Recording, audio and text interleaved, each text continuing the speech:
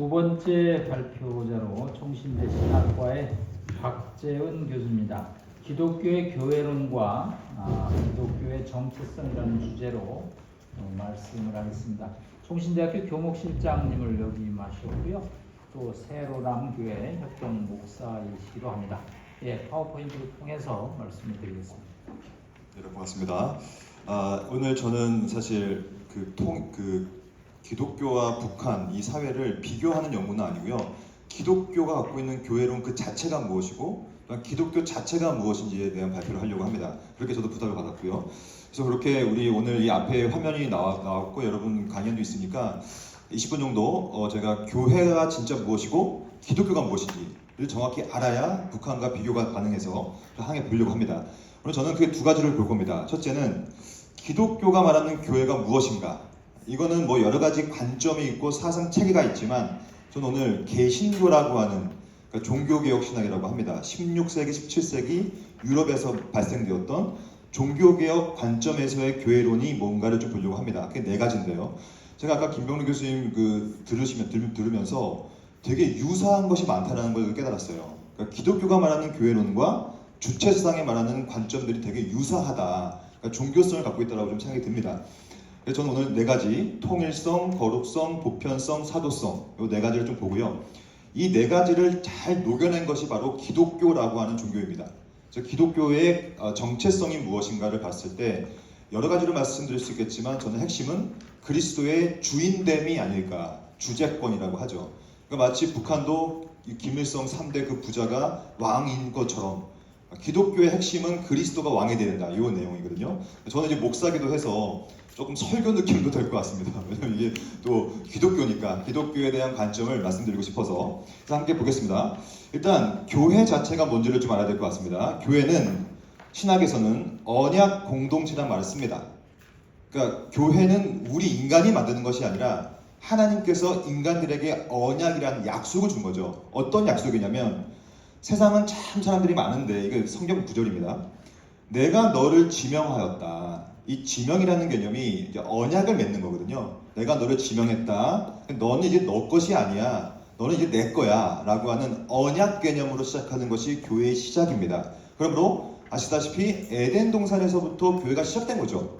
왜냐하면 창세기를 보시면 아담과 하와를 통하여서 내가 너를 지명하여서 너는 내 백성이고 너는 이제 내 법대로 살아라 이 얘기니까요. 볼게요. 제가 오늘은 사실 제가 이제 저는 조직신학을 전공했는데요. 헤르만 바빙크라는 신학자가 있습니다. 제가 이분을 갖고 온 이유는 16, 17세기 종교개혁 신학을 굉장히 근대 시절 때 잘 녹여낸 학자입니다. 그래서 이 학자를 잘 공부하다 보면 현대에 잘 적용할 수가 있거든요. 오늘 그 작업을 좀 해보려고 합니다. 바빙크가 이런 말을 쓴 겁니다. 바빙크가 가장 잘 썼던 표현, 개혁파 교의학이라는 책에서 많이 썼거든요. 이런 내용들을 이렇게 썼습니다. 이스라엘 언약 공동체, 이게 뭐냐면 교회입니다. 그러니까 우리가 아까 배웠던 그 언약 공동체, 그러니까 교회는 무엇인가를 얘기하면서 교회는 이게 핵심입니다. 교회라는 것은 신적인 법률에 의해서 다스림을 받는 공동체다. 이게 교회의 핵심이에요. 그러니까 다시 말씀드리면 교회라는 것은 언약 공동체인데 그 언약은 구약과 신약이라는 것이 있고 그것이 바로 신적인 법률이라는 것입니다. 쉽게 말하면 성경이죠. 특별계시라고 하는 성경의 다스림을 받아야만 교회입니다. 그러니까 성경의 다스림을 받지 않으면 아무리 교회가 커도 교회가 아니라는 거죠. 바빙크 입장은. 봅시다. 그래서 이게 뭐냐면 도대체 교회는 정확히 뭐라고 말할까라고 얘기할 때 아까 봤었던 이 신적 법률의 다스림을 받게 되면 그 공동체는 반드시 다를 수밖에 없어요. 이게 가장 중요한 핵심입니다. 그러니까 교회는 세상의 단체와 학교와 여타 다른 기관과는 달라야만 한다. 이 구별됨에 대한 표현이죠. 이 구별됨에 대해서는 구약의 용례와 신약의 용례가 다른데요. 구약 성경은 히브리어라고 하는 언어로 쓰여졌는데 대부분의 교회를 명시할 때 여기 보시면 에다라고 읽을 수 있고요. 여기는 카하이라고 읽어요. 이 두 가지의 내용 자체가 뭐냐면 구별된 무리, 구별된 대중, 구별된 군중이라는 뜻입니다. 그러니까 구약에서부터 저기는 고대 군동의 사람들이 많았는데 저 공동체는 뭐야? 이스라엘이네. 저들은 왜 달라? 법률, 율법을 지키는 사람들이었구나. 에다구나 카알이었구나 이런 얘기를 하는 것이죠. 그래서 이렇게 말하죠. 이 두 단어는 에다 야훼 카알 야훼는 구별 없이 언제나 구별된 집회, 구별된 회중을 가리키는 데 사용이 되었습니다. 하지만 아시다시피 신약 시대에 가면 헬라어라고 하는 언어로 사용되죠. 그래서 구약이 말하고 있는 에다와 카알이 대부분 에클레시아 혹은 시나고게 정도로 번역이 됩니다. 이 두 가지 다 똑같은 내용이에요. 그러니까 교회라는 공동체는 언약적이어야 되고 율법의 다스림을 받아야 되고 그러면 다를 것이다. 그러니까 에다, 카알, 시나고게, 에클레시아 이렇게 말하죠. 결국에는 시나고게와 에클레시아 이 모든 것들은 점차 구별되어서 보십시오. 이게 중요하죠. 하나님께서 구원으로 부른 자들을 이상적 공동체, 뭔가 다른 이 컨보케이션 된 사람들, 부름받은 사람들을 교회라고 부르는 것이죠. 이게 핵심이라고 생각합니다. 교회의 핵심은 부름받은 공동체고 달라야 되는 공동체다. 이 얘기거든요. 근데 이 교회가 아시다시피 이렇게 세상에 많지 않습니까? 한국에도 산에 올라가면 다 밑에 보면 싹 다 십자가입니다. 그만큼 교회가 많죠. 근데 그것은 지역교회라고 해서 그 지역교회가 교회의 완성은 아닙니다. 그러니까 우리가 지역교회를 바라보면서 와 저게 저렇게 타락했는데 저게 교회인가? 근데 그것은 타락할 수밖에 없는 현재의 교회고요. 왜 그러냐면 앞으로 교회는 완성될 거라고 하는 것이 기독교 교회론의 핵심이에요. 지금 우리가 다니고 있는 교회는 완성된 게 아닙니다. 참된 에클레시아도 아니고 참된 에다도 아니죠. 오히려 참된 에클레시아는 그리스도, 우리가 좀 더 볼 건데요.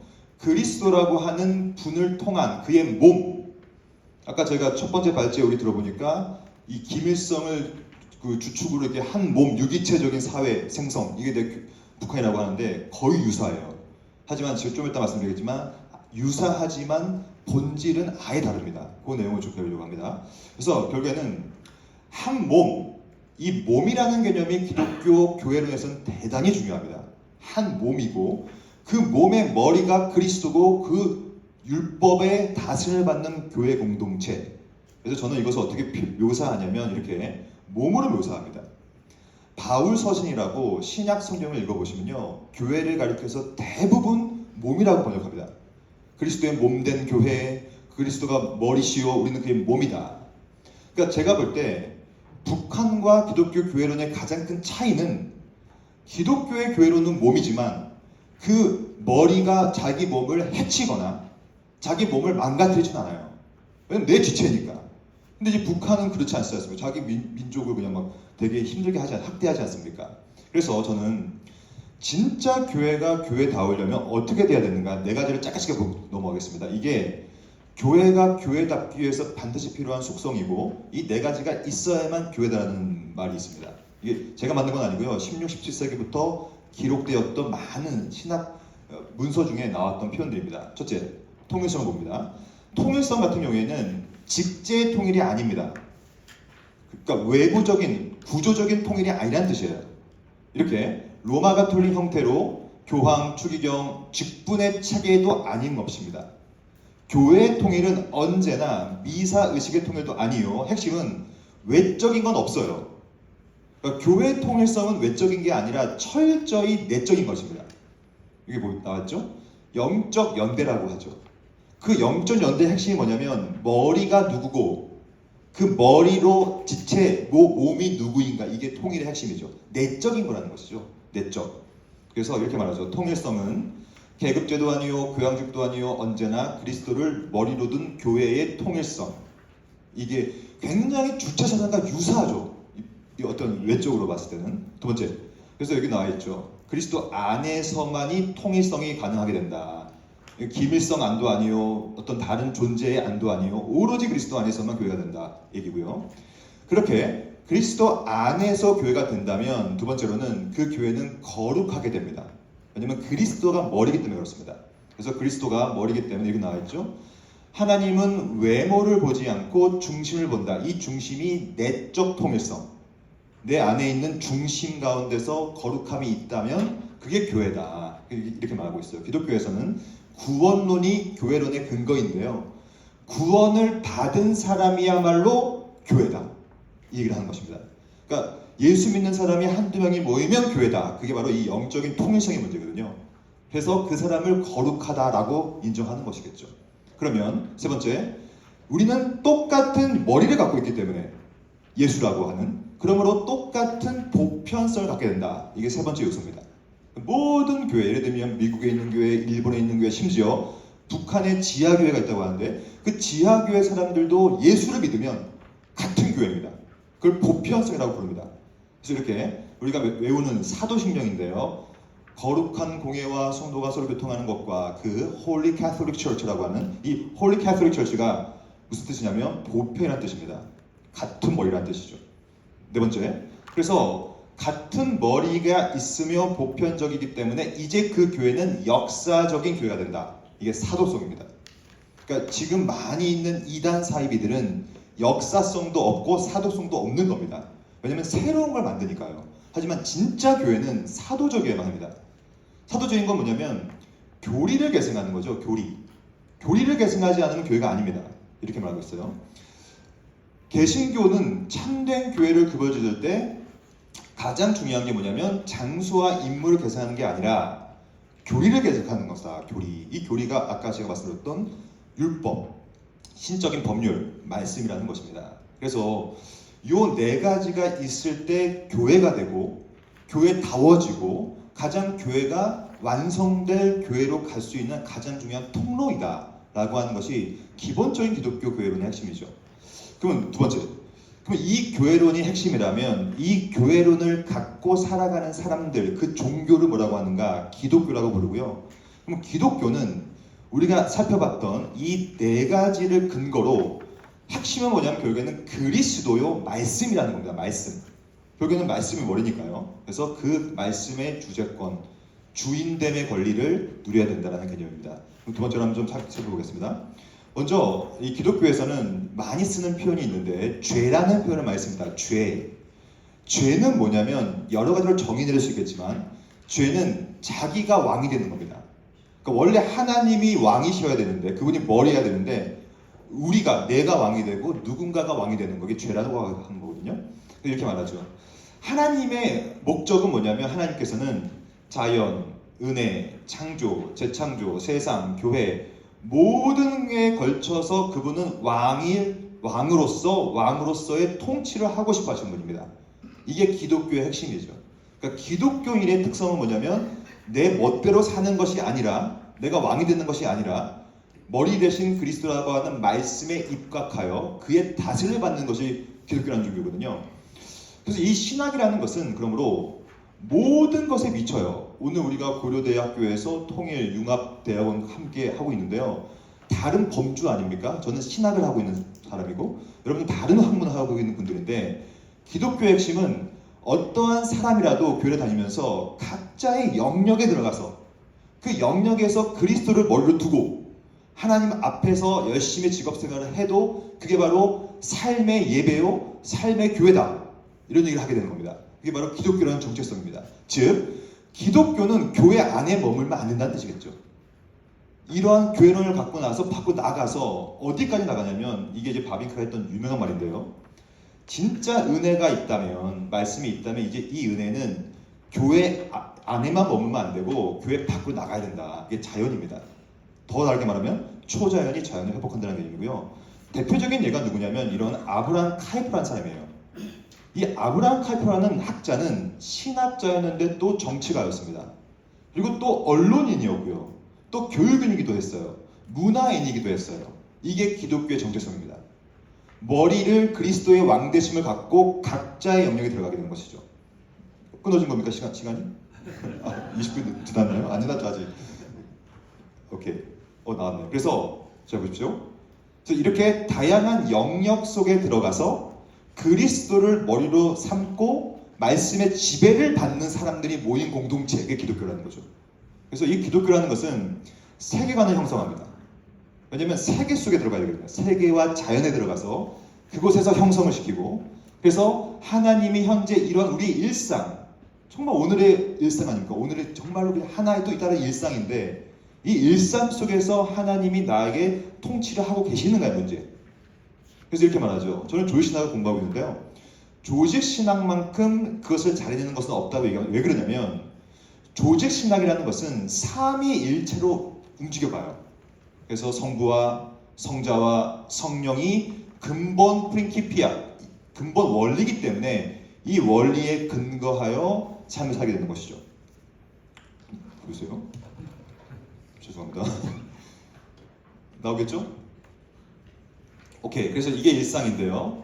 저는 여러분들도 우리가 기독교인이 된다는 것은 교회 안에 머물고 맨날 성경 읽고 기도하는 것이 뿐만이 아니라 거기서 시작하여 밖으로 나가서 세상 속에서 참된 공동체를 만들어가는 것.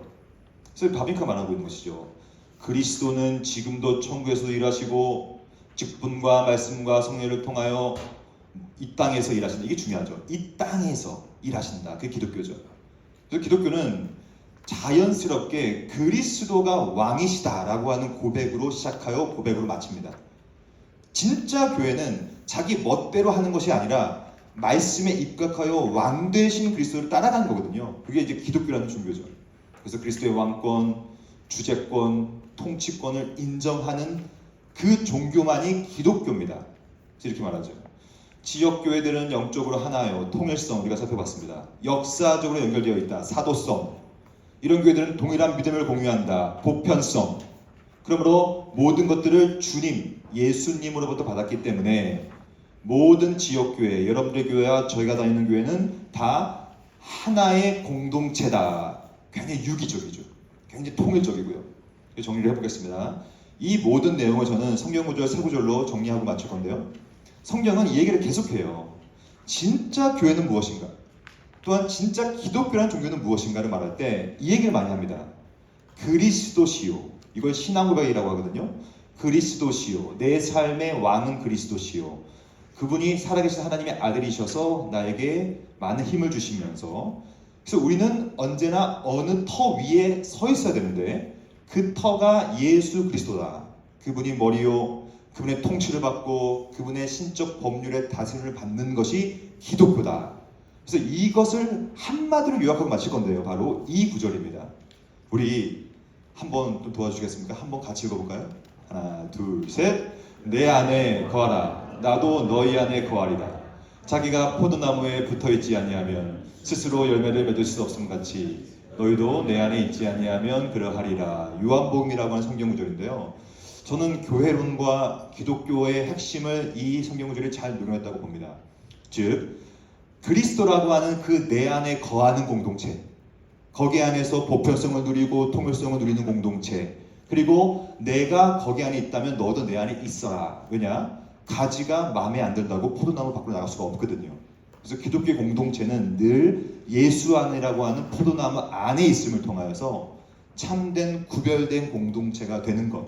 그게 바로 기독교의 핵심이고 기독교 공동체의 핵심이라고 생각합니다. 그래서 이 내용 이제 좀 이따도 우리가 계속 배우겠지만 이 북한과 굉장히 유사함을 저도 많이 느꼈고요. 그 비교는 제 연구 분야가 아니라서 그 다음 분들이 해주실 텐데, 하지만 저는 마지막 말씀드리면 외적으로는 유사하나 본질은 완전 다르다고 생각하고요. 왜냐하면 기독교의 머리인 예수님은, 하나님은 우리를 인격적으로 대하십니다.